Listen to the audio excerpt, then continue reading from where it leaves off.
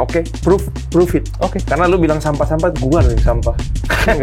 Kalau kalian bisa kelarin dalam seminggu dengan konsep kalian, go ahead, it's yours. Itu kita bikin orang nggak boleh bawa HP sama sekali. Ada Ada ya challenge tiap hari ya, beda-beda ya betul ya. Ya ada aja lah. Istri gua mungkin marah gitu. Enggak juga sih. Waduh, gue nggak berani kali ini.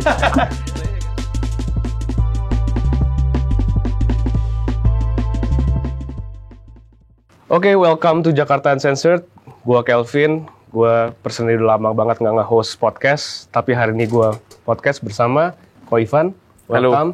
Halo Vin. Ko Ivan Tanjaya from All Wings Group. Mungkin gua nggak akan bahas banyak soal HWG kali. Orang udah bosen kali ya. Orang udah tahu dari nasi goreng. Semoga lah ya mereka tahu. Ya semoga mereka tahu lah ya. Kalau nggak tahu, riset sendiri. Gua kasih background dulu kenapa kita bisa sampai podcast ini kali ya, Ko. Ya. Kemarin kan Ko Ivan sempat pertama komen di IG Jakarta Uncensored ya. Ya. Komen, kita sempet DM-an, akhirnya diajak meeting ya. Dan tiba-tiba gue dikasih challenge yang gila banget nih.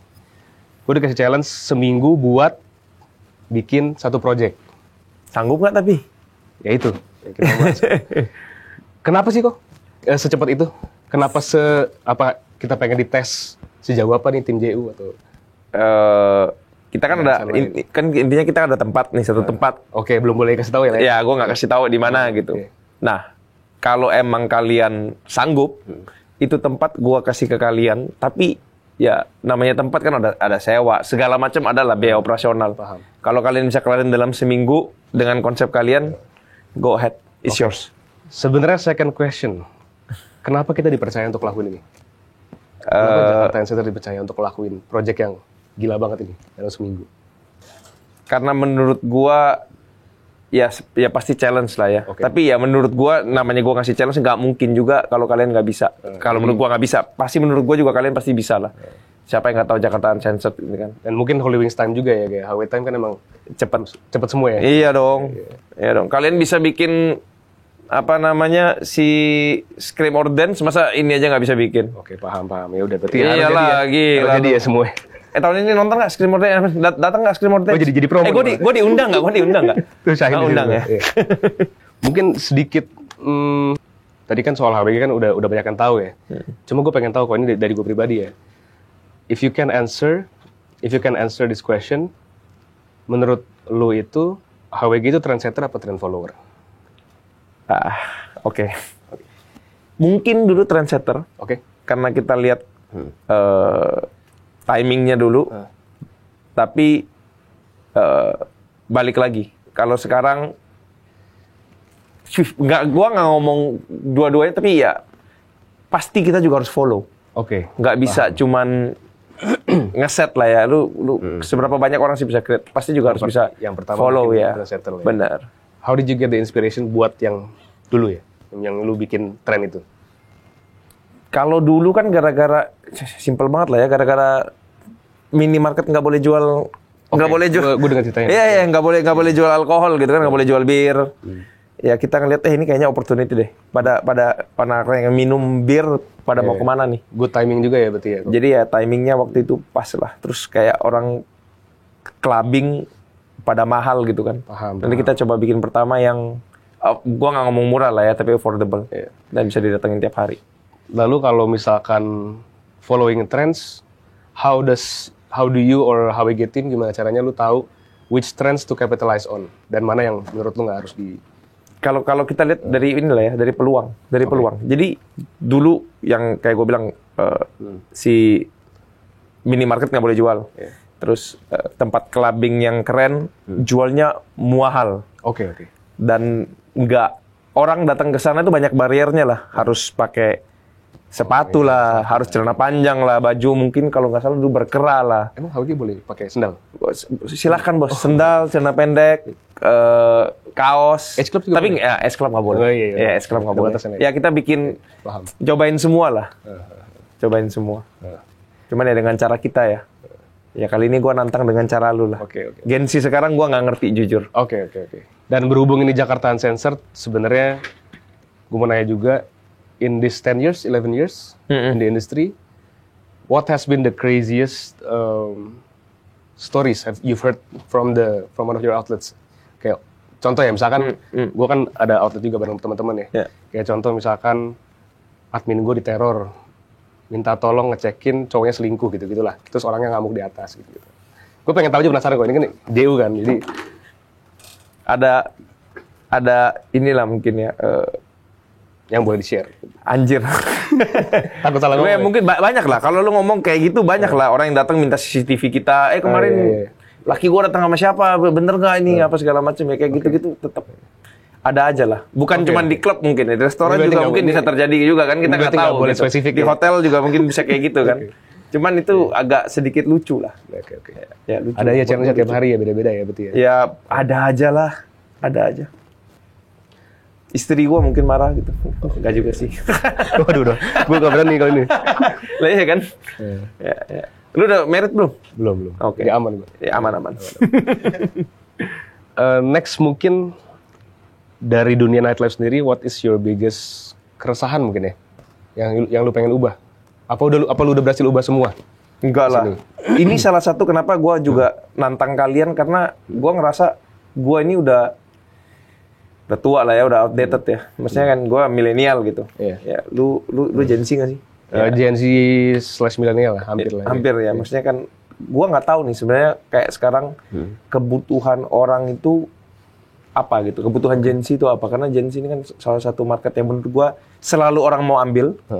Tapi caranya itu nggak bisa kita pakai dengan cara kita yang lama gitu, harus dengan cara yang baru. Makanya justru dengan postingan lu, gue jujur lebih ketampar sih. Ya, apa benar gitu? Berarti... Apa selama ini cara gue cuma masuk ke market gue gitu, nggak masuk ke market kalian. Jadi ya it's a good collaboration. Berarti lu kalau lu accept ya, misalnya it's a very good collaboration sih. Okay. Berarti lu agree juga ya to our movement ya berarti. Iya, tapi ya you have to prove it. Oke. Sebenarnya kalau dari movement sendiri mungkin gue cerita dikit lah kok. Kenapa kita sampai mau bikin movement seperti itu? Karena menurut gue, kalau gue pribadi dan teman-teman mungkin kita ngerasa clubbing itu udah diruin sama social media dan culture, mungkin more culture flexing lah ya. Kita bisa bahas ya. Kalau gue mungkin nggak setua itu ya. Cuman zaman dulu gue cabut malam, kalau misalkan mau denger EDM ke Fable, mau denger trap ke Park 19 atau Hachi, mau denger techno bisa ke Monop, dan setiap tempat tuh seru dengan ciri khas masing-masing. Dance floor-nya bakal full, orang nggak main HP, dikit lah yang main HP lah, foto-foto doang paling. Dan gue ngerasa makin lama makin kesini tuh alasan orang pergi clubbing tuh udah banyak yang beda lah. Gue nggak bilang semua lah, tapi banyak yang mungkin gue pergi spending banyak, tapi malah main HP cuma buat posting atau malah sibuk ngobrol sama teman-teman yang nggak lagi di sana gitu. Menurut gue sayang aja sih kok kalau misalkan kita ngeliat itu, sayang lah orang udah spending segitu banyak tapi malah nggak bisa enjoy the music and the DJ gitu. Itu dari sisi kita ya mungkin. Ya, gue setuju aja sih. Cuman ya prove it. Ya maksudnya gue setuju. Cuman kan kalau lu ngomong gitu orang dimakan juga pegang handphone kan. Ya iya itu sih, bener sih. Habit sekarang sih. Iya. Apa lagu gue kurang asik makanya orang main handphone juga ya. Ya gue nggak tahu lah. That's why we make that movement gitu. Tapi kan di komen kan berarti kan you feel that mungkin 50% true lah ya. Iya, gua setuju. Gua setuju. Gua bukan nggak setuju. Gua setuju. Cuman ya gua penasaran aja karena kan selama ini Holy Wings apalagi menurut gua 5 tahun terakhir kita ya. Kita tuh bener-bener orang maunya apa kita kasih. Orang maunya apa kita kasih. Sampai mungkin Holy Wings itu ya sekarang ada ya di live house. Yang di live musik kita ada yang Mandarin, ada yang Chinese, ada ambiar yang dangdut. Terus ya mungkin masih banyak konsep baru lagi yang kita bakal keluarin gitu, sesuai dengan speciality lah ya. Nah, sedangkan yang di klub sendiri, gua kebanyakan kan mainnya open format nih. Jadi cuman baca asal crowd happy, lagu apapun kita kasih. Nah, gua nggak tahu nih kalau dari segi perspektif pandangannya JU tuh kayak gimana. Jadi ya gua keen to know lah. Jadi gua pengen tahu sih. Siapa tahu justru kalian lebih jago dari kita. Oke. Tapi kan HW udah punya IP buat Gen Z kan ya, Lil Tiger ya? Lil Tiger bener. Itu filosofinya gimana kok kalau Lil Tiger? Lil Tiger itu balik lagi ya, karena konsepnya gini, mungkin ada, nggak tahu bisa ada korelasinya nggak ya? Kayak misal kita ngomong Bali gitu ya, Bali kan banyak bule. banyak bule, di tempat yang banyak bule, biasanya Indonya nggak banyak. Atau Indo sebenarnya mau nih ke tempat yang banyak bule gitu. Minder kali ya mungkin. Iya. Tapi ada yang mau gitu kan. Tapi kalau tempat yang banyak Indonya, biasanya bule itu nggak mau. Oke, paham. Ya kan, jadi kayak kadang ngerti nggak, mereka tuh nggak mau digabung gitu. Nah, jadi dari filosofi itu, ya mungkin anak muda itu mau punya tempat sendiri gitu. Benar. Jadi kayak itu yang kita dari awal gitu ya. Jadi kita mengebedainya justru dari anak mudanya. Jadi Jadi anak muda nggak mau gabung sama om-om gitu. Gua udah nggak tahu, muka gua masuk om. Anjir, gua masuk om-om nggak sih? Om-om Gua juga sama, ya. tenang aja. Iya. Jadi gua udah masuk om-om. Mungkin anak muda nggak mau gitu gabung sama om-om, makanya kita coba. Tapi kan kita belum sampai ke musik genre lah atau apa. Tapi kita bedain dari umur lah ya jadinya ya. Jadi anak muda mau sendiri gitu. Mungkin ada om-om satu nggak ganggu. Tapi kalau om-omnya banyak, anak muda justru nggak mau datang gitu. Tapi both ways juga sih, kayak yang tua mungkin yang lebih berumur mungkin mereka juga nggak mau sama bocil lah gitu, nggak tempatnya gitu. Ada juga sih omongan kayak gitu kok sebenarnya. Ada sih, itu ada sih. Itu juga ada. Makanya kita coba differentiate by age. Age group lah ya. Ya, by age. Oke. Gitu. Dan kita sebenarnya saking kita percaya sama ide ini, kita bahkan mau bikin, kalau boleh nih ya, kalau dapat izin ya, kita mau bikin konsep di mana mungkin pas opening apa sekali sebulan itu kita bikin orang nggak boleh bawa HP sama sekali. Dikasih di depan dan kita kasih kamera dispo buat foto-foto dalam gitu. Serem ya itu?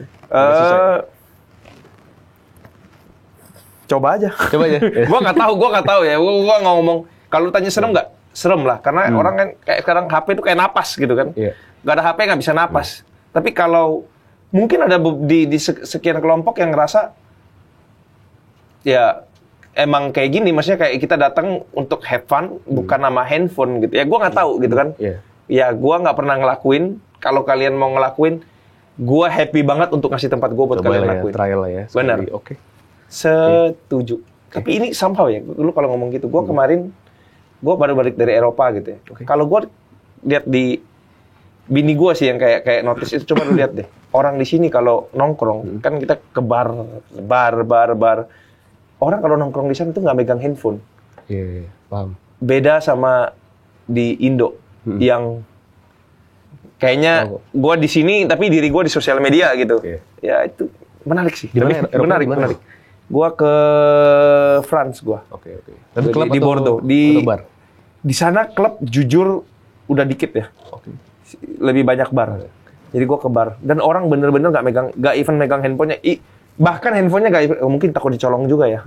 Banyak maling situ ya. Tapi banyak maling. Tapi nggak even di meja handphonenya. Jadi mereka benar-benar ngobrol, interaksi, ya human to human ya, bukan human to social media ya. Nah ini nyambung sama my question before. How do you determine success of a venue? Contoh yang ini ya. Apakah dari raw numbers aja, dari social media metrics, atau bahkan lebih dalam ya. Kayak misalkan lu ada outlet yang not making money, atau bahkan losing money, tapi sesuai idealis lu, jadi lu tetap pertahanin itu.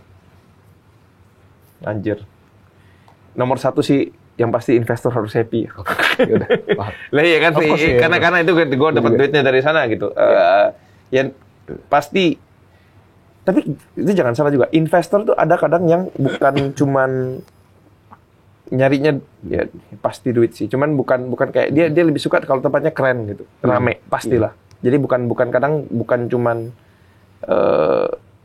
duit angka. Kadang kalau mereka lihat rame pun, oke, gue nggak apa-apa, balik modalnya agak lama gitu. Yang penting, gitu ya? Yang penting rame gitu, karena bangga, karena ada rasa bangga kalau tempatnya itu rame. Contoh paling gampang orang yang begitu Hotman. Ya mendingan, ya dia ngajarin kita juga lah, maksudnya ya rame dulu, branding dulu, duit datang belakangan gitu. Dia juga enjoy soalnya. Dia juga enjoy, karena kalau dia datang nggak ada orang, marah dia. Dividen gak dibagi juga marah sih dia. Tapi lebih marah kalau dia datang sepi sih. Ya berarti kan itu kan lebih penting rame daripada dia ini kan. Ya. Tadi sempat bilang ada bukan crazy sih future ideas. Ada yang boleh di-share nggak kok? Future ideas. Kan HW kan terkenal dengan ide-idenya nih. Ada nggak future ideas yang bakal bikin headlines everywhere gitu? Kita ngobrol collab sama JU dulu lah. Oke. Nanti belum bisa. Iya, nanti aja. Kita collab sama JU dulu. Mungkin sebelum selesai, gue cuma mau tekenin di sini disclaimer dikit lah ya. Kalau gue tuh nggak mau nyudutin satu pihak Gue nggak bilang nightlife itu sampah, gue nggak bilang musiknya sampah, gue nggak bilang outlet itu sampah. Cuma mau state satu hal, bahwa we want to state something that Jakarta's nightlife deserve better than this. Dan gue mau nanya ke kalian dan ke Ko Ivan, are you willing to help us make clubbing fun again? Oke, prove it. Oke. Karena lu bilang sampah-sampah, gua loh yang sampah. Enggak lah, bercanda. Prove it Gila, ya? berarti ya? Oke. See you guys.